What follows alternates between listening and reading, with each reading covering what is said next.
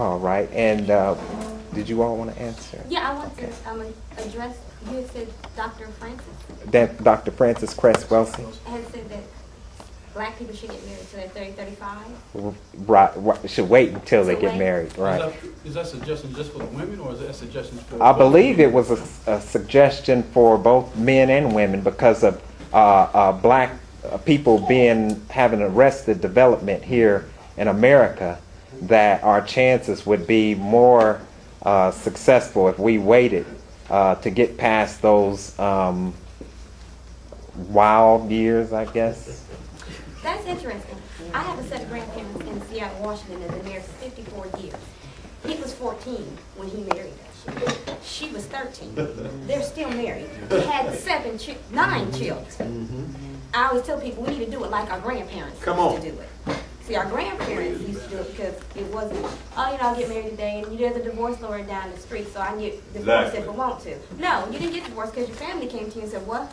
You gonna embarrass us like that? No, you're gonna work it out. Yeah, exactly. So it's not a maturity. That's exactly right. The Honorable Minister Louis Farrakhan teaches us, and we know this from our history. In slavery, black men were made to be responsible there.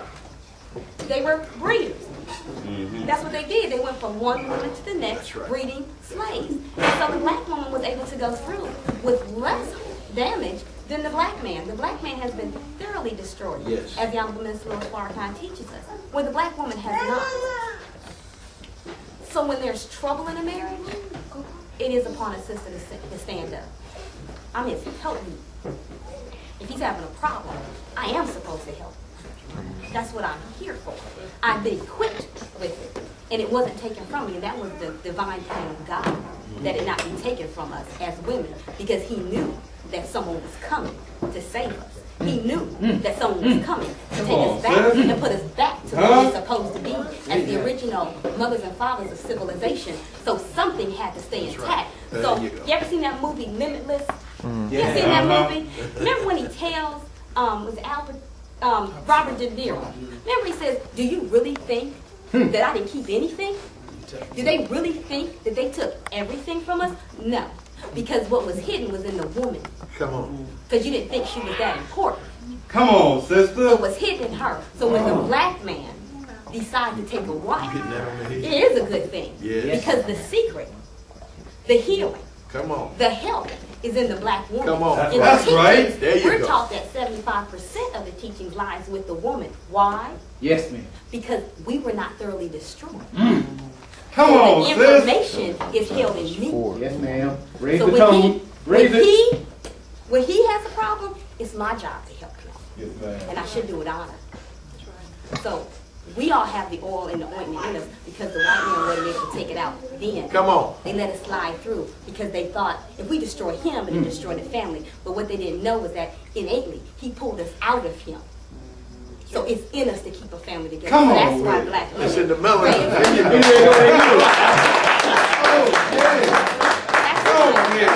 That's who you are. That's who we are as a people. Come on. They didn't take it off. When It's still there. I'm thinking of what she said. I mean, when you go to, if you go on the corner and talk to any of these brothers, they want a woman. They want, yes. A real one. Since a man desires a woman, then he desires everything that comes along with having a woman. The man that's standing on the corner selling dope, going to take that money back and give it to his woman. The little boy crack doing whatever he's going to do it in the manner in which it is available for him. It might not be cool for Sherman. It might not be cool for you the way he does. However, he is going about it in a way to take care of his family. However, here's the issue when I was thinking about that. Because I was thinking. Well, you said the word demonstrate. I grew up in a family, in a household with a single mother, 3 boys, 1 woman.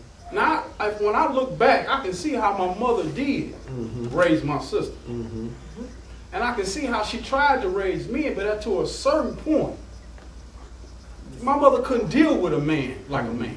Because one thing what a woman has to do is now you have to come into a different role to deal with it. Because now you talking to a little boy like I will beat you up. Well, that's not necessary. A woman can beat you up. My mama done put her fist up and then she done She done grab all of it. You'll do it, brother. It's funny. Hold on. Now listen to this, y'all. Through that demonstration, y'all, I became physical. Come on. Come on. Okay? Because she was physical, I get physical with my wife in the past. So when we talking about these young boys, they need to be shown how. Yes. And it don't take long to show a man how to do something. Yes. You take them through 1, do this, 2, do this, 3, do this, 4, do this, Come 5, do this. Come on. This my little boy right there. I don't take him through things 50 times. Look, man, this is how we do the trash, drop it, go. Demonstrate to a person how to do something, and they will go on and be successful, man. It said you feed a man for a day. If you catch a fish for a man, you feed him for a day. But if you show that man and woman, it don't take much, y'all. It don't take weeks and years to do this. It doesn't take. All it takes is for 2 men, a man and a woman, somebody to come down and demonstrate here at the Wesley Center, wherever you at. Come on in here, man. Let me show you how to be a man. And it don't take much. Look, man, be respectful to your wife. You don't need to put your hand on your wife. Even though I know society is suggesting to you that it's okay. It's not. That's right. And to go off what you're saying, and then Brother Tyrone wants to, he has a question, or he wants to make an announcement. Rites of passage.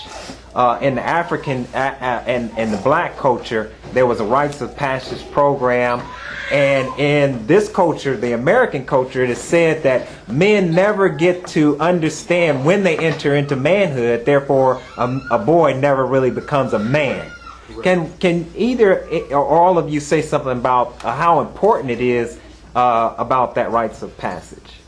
The Honorable Elijah Muhammad said, man hit a woman when he run out of what? Wisdom. He's frustrated. He want to provide. He want to do for this woman. But all of a sudden now he hit it because he done ran out of knowledge, wisdom, and understanding on how to deal with a woman. So, if there's no one in the community, I'm talking about the city of Dayton, pushing love in this community. Now we can talk Jesus and everybody. I'm talking about love for these brothers. Yes, sir.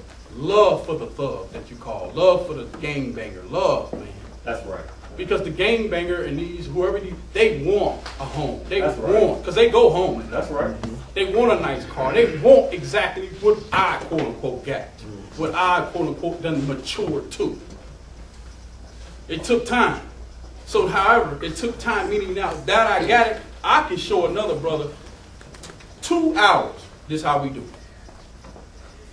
Demonstration through love to these brothers, to these sisters. And they can get married at 14, 15. I won't mind. It's a little different. 18 you can go. However, 18, I don't know. 18 you should be able to go. I think if I can say, when you talk about rites of passage, and it's one of the things that here again that we've been working hard to work with, we put together what we call Symbol Young Lions as a rite of passage.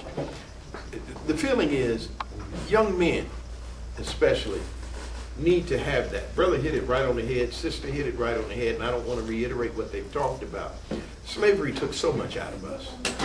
Purposely, it was meant to destroy us, and it took a lot out of us. There's much, and this is why, and sis hit it right on the head when she said, it takes 2 people to make a man. It takes a woman, and it takes a man. But it takes both of them working together. A rite of passage initiative is designed to take young boys between the age of about 8 and 15, 8 and 16 years old, bring them into a setting where they're learning what it means to become a man. You know, I listen to the old folks, even in the African American community, as they say, doggone it, what we need is more Boy Scouts. Boy Scouts was great for teaching me how to whittle. Mm-hmm. It was great for teaching me some adventures out in the woods. I could build a fire. Right. It was great for teaching me how to make some soft bedding that I could lay on in an Adirondack, which is a 3-sided building, to help protect me from the animals. But it didn't teach me much about how to treat my woman. Right. It didn't treat me much about how to treat my children. It did not teach me much about how to be responsible from our community, we have to have a rite of passage. You see, African American people historically have been the only group of people in the history of the world who have waited for someone outside of ourselves to come through the neighborhood waving a white magic flag, making all the black folk instantly healthy, wealthy, and wise. And the unfortunate news is they ain't coming, y'all. Right. Our community's going to be saved when we step up. That's right. We need to step up with our own rite of passage, because that young boy doesn't understand what he's going through the way we do. I was saying something coming in. We were talking about issues in the Dayton area that affect us. And I was saying to Bishop Cox outside and to Brother Tyrone, I said, you know, one of the problems I have with the way we do things, when black leadership finally stands up, downtown, the system, which is still controlled by white folk, they still got some Negroes they can call on the phone. Right. And say, can't you do something to make us look good? Because them loudmouth folks sure making us look bad in your neighborhood. Right. And those same Negroes will say something to denounce Bishop Cox. That's right. They'll say something to denounce my activities. That's right. They will say, in fact, there was one corn-fed, and I don't mean to put him out there, but yeah, well, yeah, I do. So let me stop apologizing. There was one corn-fed preacher who made the statement, that boy that got killed out there on the bridge, you can't really defend him because you got to look at what he was doing that got him arrested in the first place. No. Never once has anybody condoned the actions of the young man. What we did was condemn the actions of whatever got him tossed off that bridge. Now, that's a whole different ballgame, but as long as that system has somebody, and they got some black folk, they play that way. What we have to teach our young men is rite of passage. That's right. Means that you got to prove yourself a man worthy to be called a black man. That's right. One of the greatest things anybody ever called me was a black man. Say, One of the highlights of my life is when somebody introduced me and said, most of all, he's a black man. That's right. Because it means something to be a black man. That's right. Our boys need to know that. When they take pride in who they are, when you can give them a sense of history that despite what we've been through, there were some black men who stood for the cause, who helped to shape the framework of this nation and us as a people. Rites of passage says, I can be one of those black men one day. That's right. And I aspire to be one of them. My brother hit it dead on the head when he said, brothers out there just want to be loved. They want somebody to respect them. They want what we have. They love to see me and my wife. That's all they are. They call me Reverend Rev. Hey, Reverend Rev. Every time I see you, I see your woman. I say, you're darn skippy. Yeah. And let me tell you, they desire that. That's but right. we have to take them through the process to help them understand how you achieve that. That to me is rite of passage. And the greatest thing that can happen is when the nation and when community-minded and loving folk can come together and say, let's pull our young boys in and teach them what it means to be a man. I admire, and I've always said, one of the reasons I respect my Muslim brothers as much as I do is because I see brothers, whether they're coming home from prison, which is the group I work with, or whether they ain't never been nowhere. Brothers act the same, respectful, they're loving, they're about the business of Allah out here on the corners. They're doing what they, and they're making a demonstration to some young brothers. You can come home again and be better and not be bitter. That's and right. to me, that is an outstanding statement. We need strong rites of passage in this community. All right, let's give it up. That's right.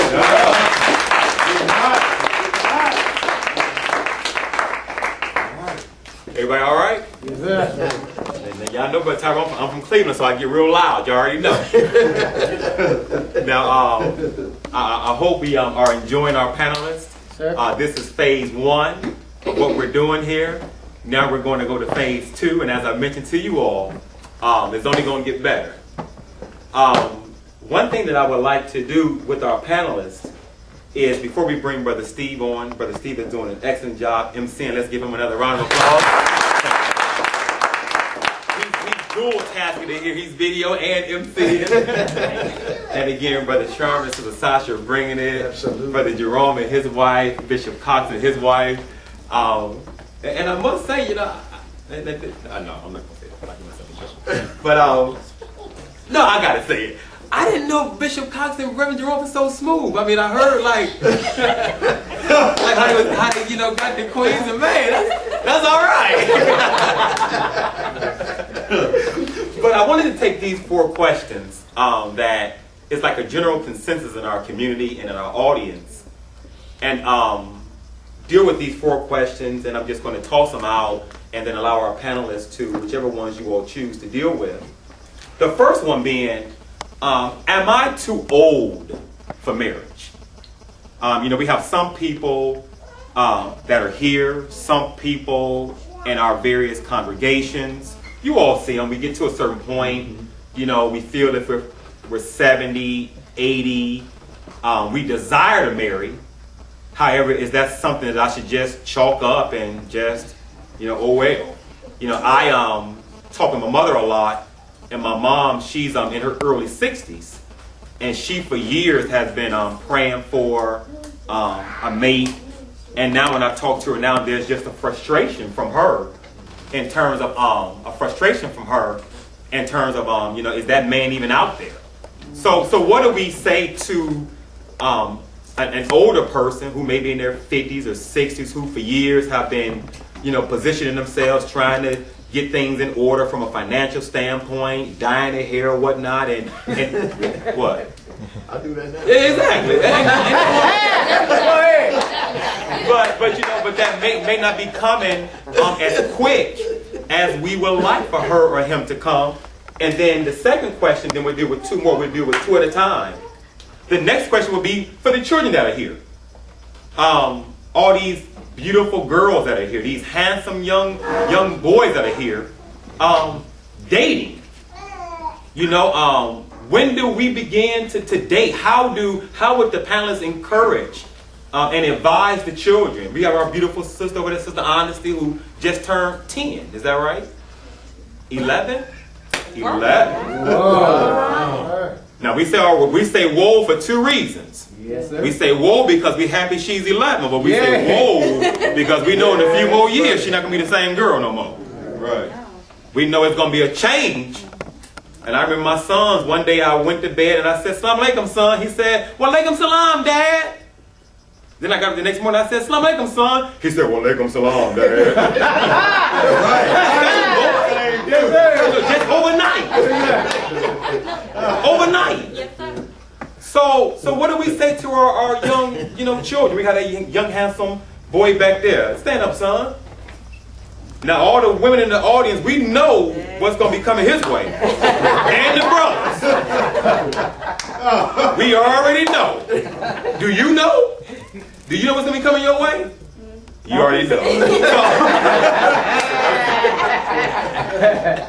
Because see, the minister said we have given hair a moral quality. Yes. Right. So see, straight from the grip, he has good hair. Right? His hair don't did something, That's Go ahead. But 2 things. Let's deal with again the age piece, and then the children dating, and then we can come back over with the last 2, and then turn the program back over to Brother Steve. Can I flip it around when Absolutely. I talk about Yes, young ma'am. people? Absolutely. Young people is what I deal with. I have an after-school program, and young girls, her age, we talking about woe. It's woe now. Mm-hmm. It's not woe later. It's gonna come because they're facing stresses and different things in school. They're getting asked if you got a boyfriend. They looking cute. Her hair looks nice. And she's got a nice outfit. This is starting much earlier than we think it is. So we need to talk to our young girls and our young men that it's okay to have friends, but at this point in your life, you need your education. You need to prepare yourself, because if you're not prepared, you cannot make these other transitions, and they're going to be harder for you.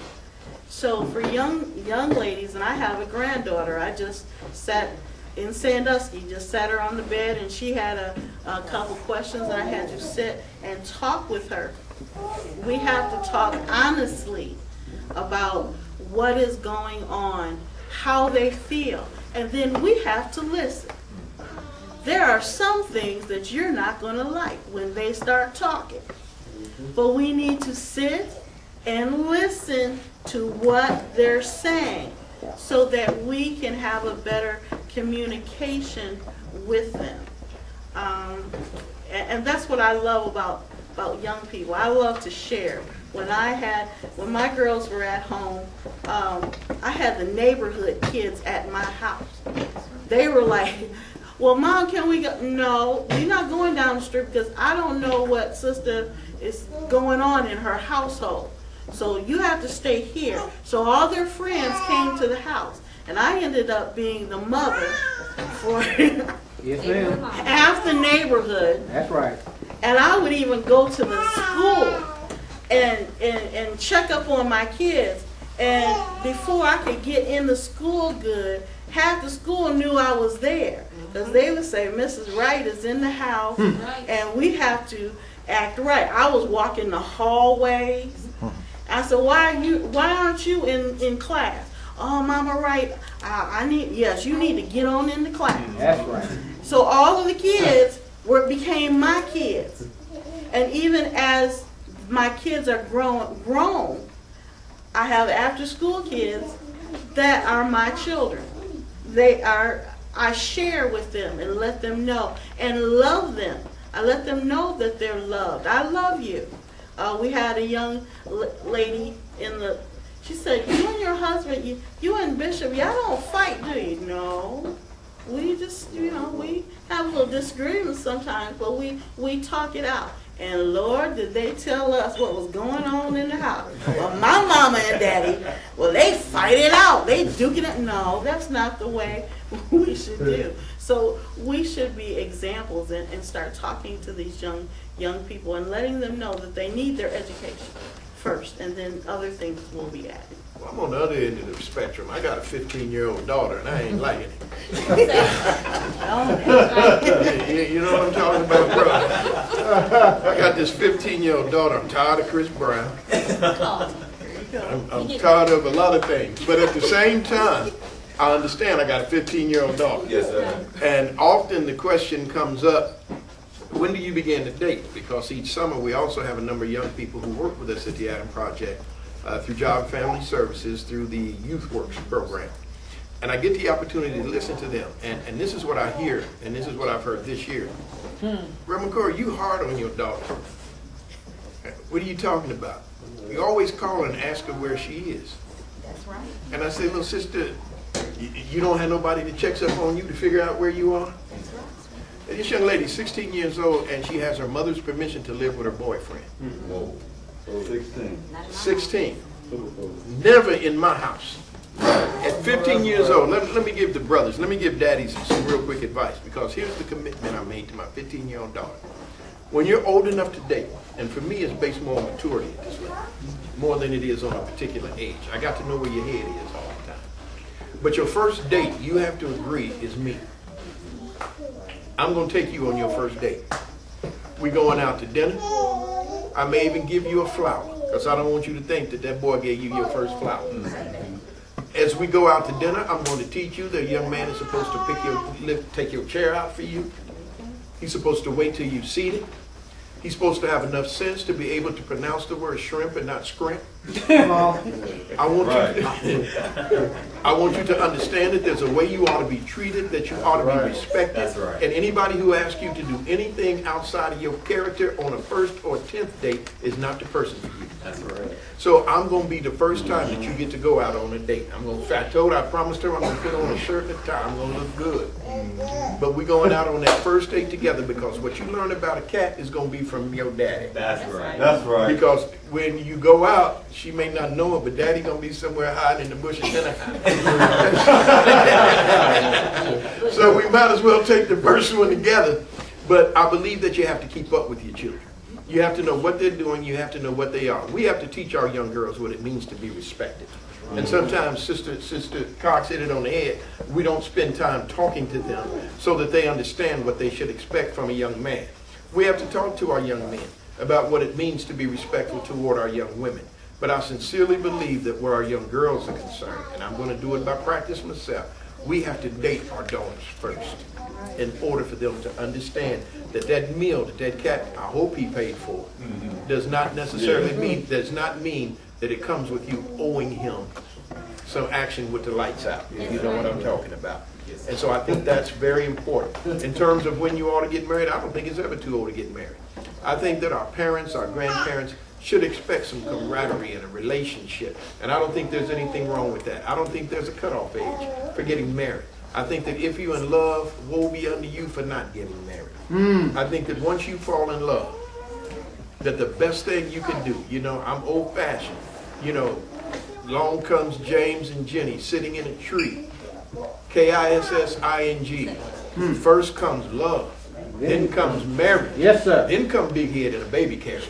But we have to get this thing in proper order. And I think, regardless of the age, there's time for that.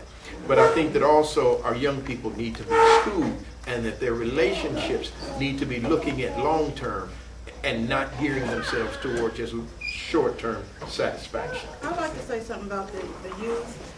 In our house, we're kind of like the neighborhood house. Where there's kids following us home from church. Sometimes he doesn't even know. You know, they're in the car when he comes out. Paying for the dinner. But the children who come around us, they know when they come around us, there's always going to be a lesson. And my daughter, she tries to act like she's in bed. Oh, Mom, oh, Dad. You know, but the children keep coming back. Yes. They keep coming back. And they, you know, they get so now they ask us questions. They want to know how we feel about things. We model our marriage is an example to them. You know, we have children who, you know, when they first talk to me, I'll never get married, you know, and now they want to get married. You know, we model these things in front of them. You know, we're always talking to them. I mean, nothing is off limits. You know, and of course we get permission from parents and, you know, to talk, but nothing is off limits. We talk to them about everything. And that's just the way, that's just the way that we deal. I think it's very important. At work, people come to me. Since I've been at that job, and I'm not saying that it was because of me, there were a couple of people that were married in my area. But since people come to me all the time, they see us. For a while, the Island Project was located in the job center, working out the job center. And they would see us every day, going to lunch together. They would see our interactions. And people would come to me, oh, I love the way that your marriage, you know, I love, you know, the example of your marriage. And since I have been there, in my area alone, there have been 5 couples that have gotten married. Wow. And these were couples that have been shacking up together, who would never, you know, talking about never gotten married. I'm not saying it's because of us, but I believe that we may have been a little example to them. That's right. Well, you know, my wife is a great example. We have, as she said, 3 daughters.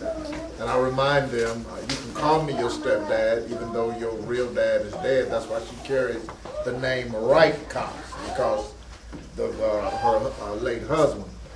But I remind them, stepdad really isn't a stepdad. I'm your daddy, because I'm the one you're going to call when you have problems and stuff, and do call. But what she reminds our oldest daughter, and she's 31, they're not married. And her daughter mentioned one day she was waiting on her hubby to come home. My wife said, yo, who? Honey, you ain't married. Don't be who you think you're trying to fool. We just here because we want to come see our grandchildren. We are Christian. We are married. And y'all need to get married. Now, every time she go up there, she sits him down and says, honey, nah, I don't want to hear it. You are living wrong. And it's going to come back on you. You got girls in the house, and you don't even think that 8-year-old don't know that you and mom and daddy ain't married. So my wife reiterates that in the household. Then we tell the 22, 23-year-old that is married that your husband needs to know what a job is. And when they see her coming, they know she gonna tell them. I don't care if you're getting mad or don't like it. I don't like it because you ain't married. I don't like it because your husband is lazy. Okay? And she said, they called us the other day. No, we're not paying our bills and your bills. Because if I had to pay your bills and our bills, he shouldn't be in your household. So I respect my wife to remind them of that. And then you're never too old to get married. Like I said, I was 45 I always tell young brothers, the reason I've waited till I was 45, I wanted to make sure I could be faithful to that one woman. Right. You know, if I was 20 and 25 and 30, I wasn't ready to get married because I wasn't ready to stay with one woman. Mm-hmm. Then after I got divorced, I said, well, I'm not going to get married again. But you don't know what God has for you. That's right. We have to teach our young women, don't go looking for no man. I didn't go looking for her. You know, I went to the church. She was already there. Then when I was ready, God had me find her. She wasn't looking for me. We have to teach our young girls and young women, let the man find you. Don't go out there looking for no man. Prepare yourself. Learn to take care of you. Then when you learn to take care of you, then the man will find and say, honey, where have you been all my life? We kind of got it a little backwards. Don't have the young girls go out there looking for no man when they get older. Let the man find them. He that findeth a wife, findeth a good thing. This woman right here is the best thing that ever happened to me. She don't worry about the bill. She don't worry about the lights, the gas, the rent, the car, the telephone. That's my job. Anything happens, she don't worry about that. And that's how we have to. I'm the one that worries about it. That's my responsibility. Like when I'm home, I'm the king of my castle. She provides for me, she feeds me, she pampers me, and she makes me be the man that I am, so much so that I will wake her up out of her sleep just to tell her I love her. Come on. Me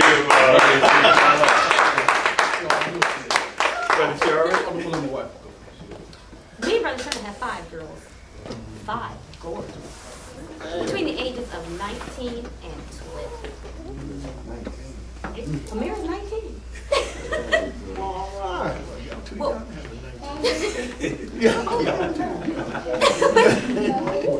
what we did is when we got ourselves together, we had to start looking at how we parented. And with 5 girls, we have 2 young men that are his responsibility. The 5 girls, though, what we did was say, okay, we know they're not smart yet. So what we have to do is my job and his job is to keep them safe until they're smart enough not to hurt themselves. So what I did is I told my girls that they could stay home until they were married. Then I told them they could stay home a year after that until they got pregnant. Not that we're going to take care of both of them. They can be in the house. They take care of themselves. He takes care of her. However, that first year of marriage or until they're pregnant, that means me and my husband are close enough to watch it. So we have created an atmosphere in our family where our children know they're not going nowhere after college. They're going to go to college, then they come back home. Listen. They come home. Because I told them, you're not grown when you're 18.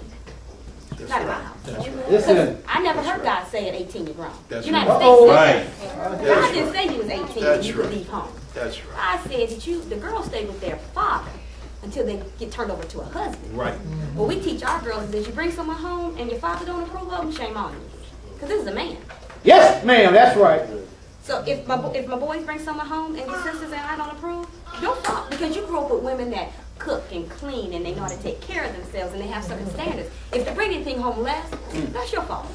Because the idea and what we teach our children is you bring them home so that those that know you best can help you make a decision. The decision is yours. But what we tell them is, you don't have to leave home. It's no thing, like we gotta leave at 18. Who said that? Because nowhere in the scriptures, Holy Quran, Bible, I've never read anywhere where God says that you have to leave home when you turn 18. That's something the United States says. I have a cousin who has 7 children, 8, and she had all of them but 1 at home. Her and her husband delivered them. They stayed there, they didn't have TV for years. They're very close-knit family. And the thing that I love about my cousin Kim is she said something to me when all of my children were under 10. And she said, we are the only species in the entire kingdom of mammals that send their children out to the wild not prepared.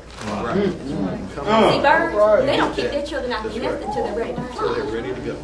And what you I was Minister Ava. It was something I heard recently. There were birds in a nest, and they were saying that a human had come over and talked to the birds. And when you went back, you talking about thank you, babe. When the mama came back, she was fussing at the birds in her language. Like, really, you gonna let the human come over and mess with you? See, she prepared the children so when she kicks them out to fly. See, they learn first how to control themselves in the wild. Then they learn to walk. See, they just stay in the nest. They're nurtured. They're cared for. They get lessons. Then she kicks them out. Like, okay, when you're ready now, I can kick you out. If you fly, you're going to go on by yourself. I ain't never got to see you again. We are the only species who, from the time they're not cute anymore, we start telling them what they're going to do when they get 18.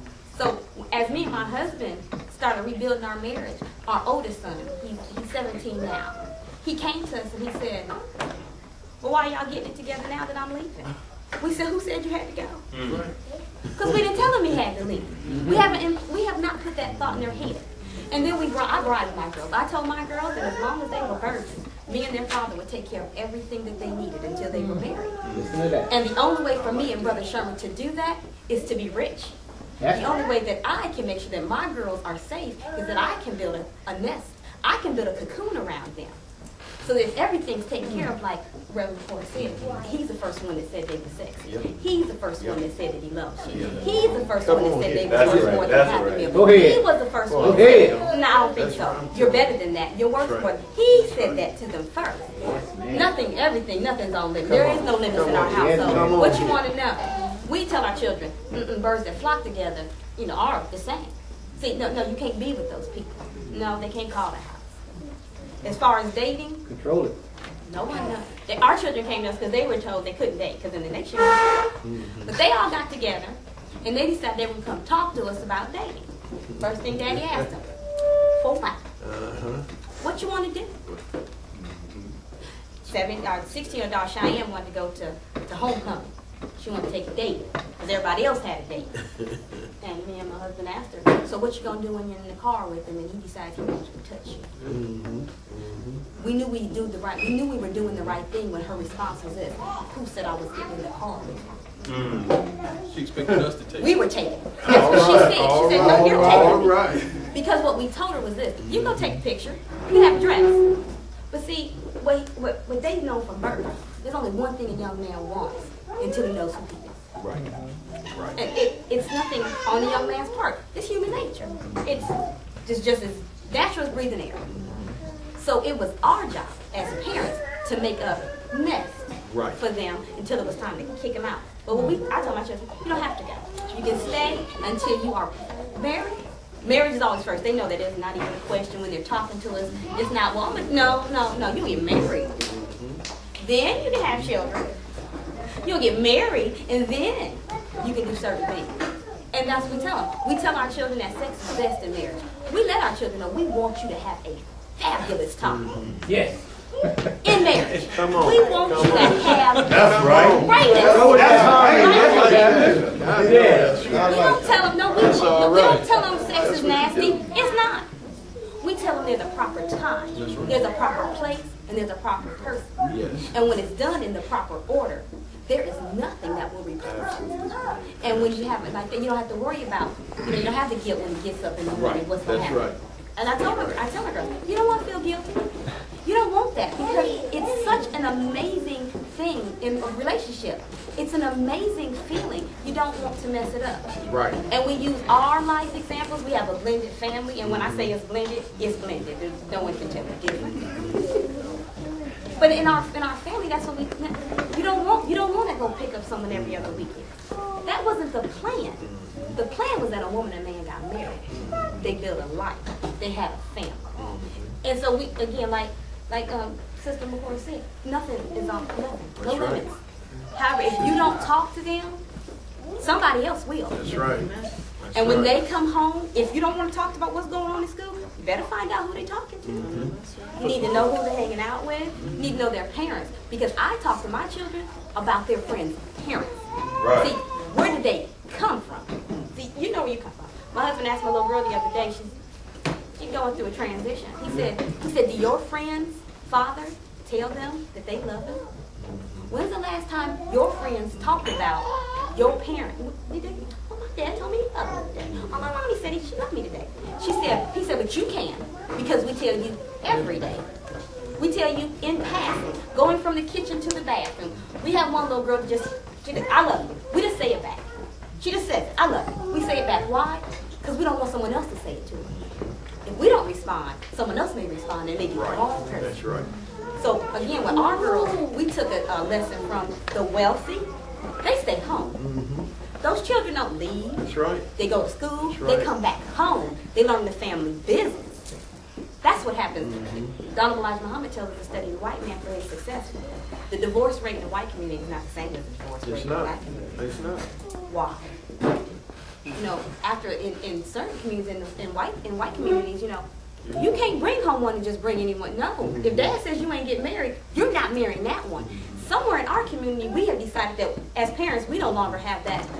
We can't make a problem. I appreciate you making a problem for your daughter because it keeps the forward motion going. You have to get better.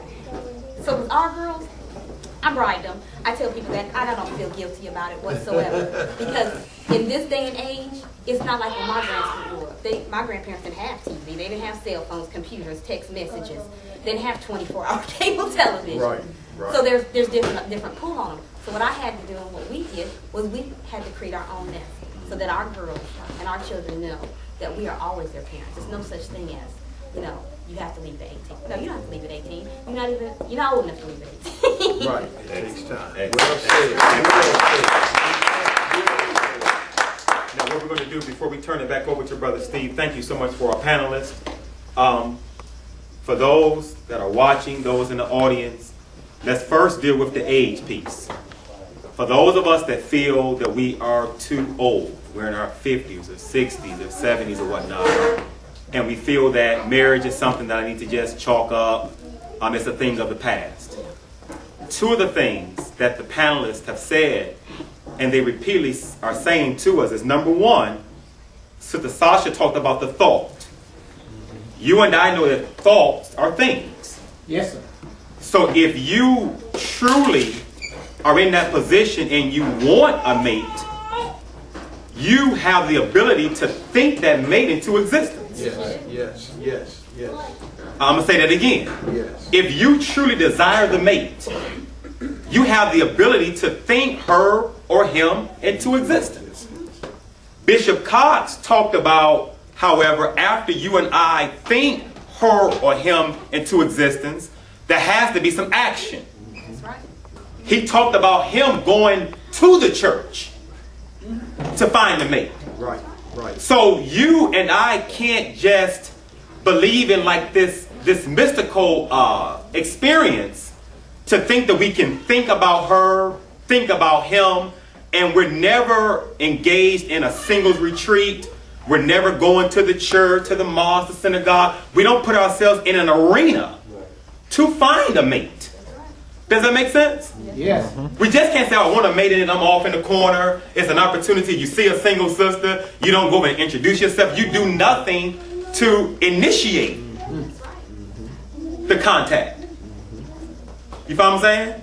Now, as we want to continue to keep the seminar focused on this, the true love in our relationships and marriages, why is it important and how we can get it back? Why is marriage even important?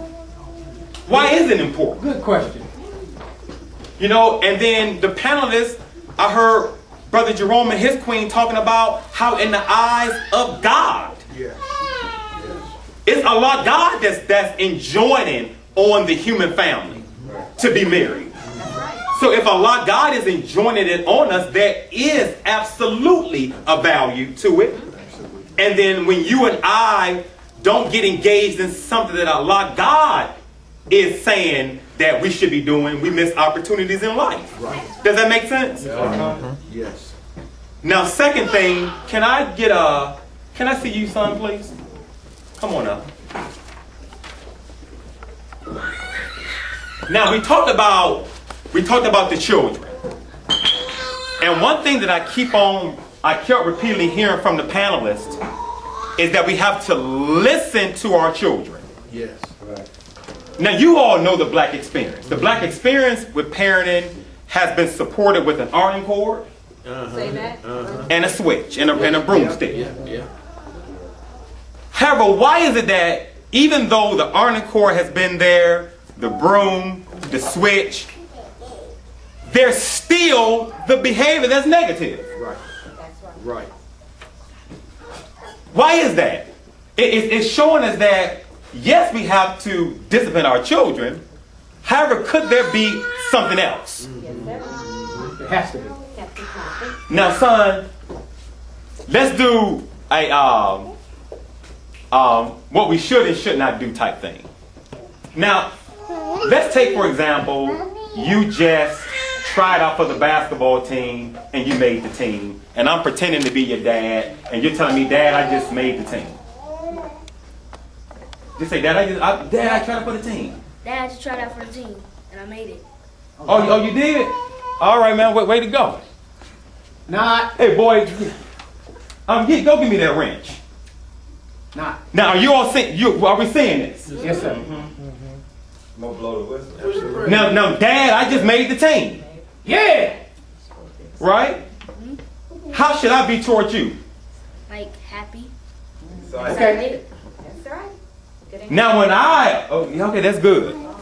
No eye contact, no embracing, no kissing, none of this. Look. All right, that's all right. I ain't even looking at him. Go get the wrench, boy. And what does Michael from Good Times say? Boy is a white racist word. Come on. He said that James on the Now, let's talk about the way we should do it. All right. Dad, I just tried out for the basketball team, and I made it. What? Man, way to go. Man, that's all right, man. That's right. Give him some love. When is the first game? When is the game? Thursday. It's going to be Thursday? At what time? 6:30. 6:30? That's right. Well, son, let me look at my schedule, and I'm going to try my best to be there. Son, I may have to work. If I'm not there, I'll be there in spirit. I am so proud of you. Yes, sir. Man, give me some dap, man. All right, man, wait a second. You see the difference? He ain't even tried out for no basketball team. And he feel good. But we have to be able to communicate with our children. And when you and I take our experience that might not have been a good experience, then let me make this point. We have no right to judge our parents. That's right. So you and I may think that mama could have did better, daddy could have did better. Allah, God, He doesn't want us to be looking at what mama did, what daddy did, because if it wasn't for mama and daddy, you and I wouldn't be here. Say that. So we're not in that position to judge them. Let's be clear on that. However, you and I do have an opportunity to, in addition to what our parents have taught us and the way they've raised us, to just try some other things. Right. So what we're dealing with are solutions, and I believe when we talk about, we know what the issue is. The issue is the lack of love in our relationships. Is that right? Yes. The lack of love Lack of it. in our marriages. Our panelists have given us two, in addition to all of the beautiful advice that they've given us, solutions. And let's start immediately with our children. Right now. Right now. Present time. As you're driving home, as you go home to your children, take time out for them. It's not too late. Take time out, and then for those of us that are single, let's begin to have an action plan, a game plan, starting with thought and then with action to bring that mate into existence. Last question, then, Brother Steve, I'll bring you back on as we deal with the answers to this. We already dealt with the marriages. Some of us in this room, some of us in our listening audience, we're at a point in our relationships where we've been married 3, 4 years, and we're looking for how can I lift my marriage? How can this monotonous, redundant, day in, day out routine be sparked? And our panelists talked about that, talked about the same thing you and I did to get our mate, but do the same thing to keep her, to keep him, if not more. So we just can't expect for me as a brother to not be doing anything, not giving my wife flowers, not holding her hand, not talking to her, and then expect for our marriages to be lifted. Make sense? Yeah. The question and then I'll take my seat, is in our community, you and I see that in most cases, the sisters, they either make more money than us at their job, or they have more resources than us. What I mean by resources is, of course, you know, down at the job center and whatnot, a lot of our sisters get resources, free housing or housing real cheap, this and this and this. And then as brothers, you know, how do we handle that? You know, we can be able to still be the man that we need to be and should be, but she has all of the resources. Does that question, are we clear on the question? So this time I'll turn it back over to Brother Steve and our panelists. Thank you. Thank you, Brother. Brother Steve, I want to answer. I'm gonna deal with the last piece, but I want to start with. I kept thinking about Sarah. Sarah in the Bible was if you're not familiar with the Bible, Sarah was a woman who the Lord had visited with angels to tell her that she would be born of us. She would have babies. But Sarah was in her 90s. Look at y'all. Somebody come tell a 90-year-old woman you're going to have a baby. Just talk. Let's be serious. That's right. She was considered barren. That's right. See, that's a stretch of imagination for that woman. That's right. That was a stretch for that woman to be in the presence of the Lord. Told her that. She was like, you joking, man. That's right. Well, what Sarah was doing was exposing how she personally thought about having children at 90. Right. When you're not getting what you want in your life, it's because you're getting what you're expecting. Since you don't want nothing, What? and that's what you're going to get. Right. Your God is a beneficent God. As long as you communicate, I'm not going to get nothing to him. I'm not going to get nothing from you. I'm not going to get a woman. I'm not going to get no man. And I'm not going to have no baby at 90 years old. Let's move a little further in the story. For Sarah to have a baby, that means that she had to go in and be with her husband at 90. Right. See, this is, listen. She is now have changed her thought to say, now I'm going to expect God to do what you just said. Listen to that. Because it was God that put it in her mind. That's right. God put that thought of having a child into that mind, into that woman's mind at 90, and she grabbed that thought and held it. And it materialized. That's right. The point of me hold my hand is whatever's on your mind right now in your marriage. Either you holding on to a bad thought, that making sure that you continuously ride with that bad thought, or when you leave out of here, you're going to hold on to a thought that I'm holding on to when it comes to my wife. Right. And that's how I'm a Muslim. However, I read the Bible. Come on. And I love this scripture in Galatians 5:22. For the fruit of the Spirit comes love. Yes. So when you move with this spirit of love, kindness, joy, meekness, temperance, long-suffering, when you're looking at your wife, when you're looking at your husband, That's right. Come on. 24 hours a day, you're thinking on this scripture. Love, kindness, peace, long-suffering, temperance. Man, look, God ain't got no choice but to bring love into my marriage. That's right. He ain't got no choice but to bring kindness into my marriage, meekness and temperance. Why? Because I keep on reaching for it. That's right. I keep on thinking love coming to my marriage.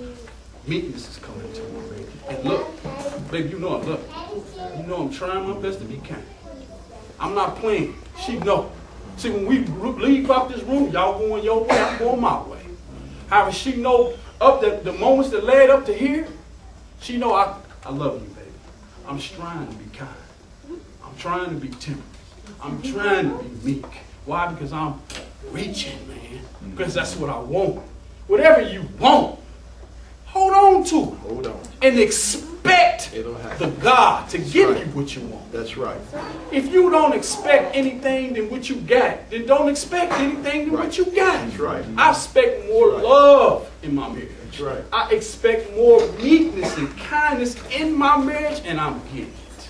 Yes, sir. So I would like you to get it also. That's how you spark it, man. Yeah. You think on God's word, he's a guarantee. Listen. Y'all can go out of here and start investing in S&P 5, S&P, get on Wall Street, do all that. Take all your money and forget it. But I know one thing. Put 10 cents in God, 10% in God, He gonna give it all. That's right. He gonna give it. He gonna listen, man. No one can guarantee you $10 and then He gonna give you $70. Nobody guaranteeing that nowadays. God, oh come on, give it to me. That's right. He said, I can. If you give me $10, I can give you $70. If you give me $10, I'll give you $700. If you give me 10, I'll give you 7,000. That's right. This is the God that I'm talking about. This is the God we worship. That's right. So reach and expect much from your God, and He will give it to you. Come on. Expect love in your marriage, brothers and sisters. Expect joy in your marriage. Expect kindness in your marriage, and He will give it to you. He'll do it. That's so very, very important too. I think also along with that, and that's the key. As a man thinketh. I mean, if there's no expectations that we have of God, then we get, well, my advice is then you're serving the wrong God. Say that. Say that. Fire yours and hard mine. Because He's still listening. And He's still giving you those things. And there's two things that I know that I had to learn to do, and marriage is a learning experience. When I talk about the same things that it took, I have to take time for my marriage. Yes. I found early on, I wasn't taking the time that I needed to take. Pastoring the church, getting so hung up and caught up with other folk problems, and then having to go home and try to figure out what was going on wasn't right. I wasn't taking care of home, and it's difficult to lead by example when home is messed up. Since that time, here's what I found out. I found out that when my wife is happy, my life's so much easier. When my wife is happy, I don't have no problem going to the next meeting. I speak better to the next rally. Because my wife is happy. I even do this in the context of delivering the word from the pulpit. First person I look down at my wife. Because let me give away a gospel preacher secret real quick. Say it now. If you really want to know how well the preacher's taking care of home, look at his wife's face when he preaches. Okay. Do you understand? Because it makes a difference. But in taking time for home, I also had to do this. We talked about the term courtship, and we talked about dating. I have to continue the courtship. Say it. That's right. I have to continue the dating. My wife and I plan when we're going after it, and now we're so used to it. It's not when are we going, it's where are we going. That's right. Where we going to go this time? What you got a taste for? What you feel like eating? Because, brethren, here's what I found out about my wife. And I dare you to check yours if you got one. When my wife and I are out with for that candlelight dinner, something about how the candles reflect off her face. That when I'm sitting across the table from her, Working. yes, sir. And that candlelight gets to, you talk about the arousal of the loins as well as the intellect. Yes, sir. Let me tell you something. Something happens on the inside of me. All right. And now all of a sudden I can't wait to get home. Because this is my wife. Come on now. And because the marriage bed is undefiled, Yes, sir. I can think the way I want to think about it.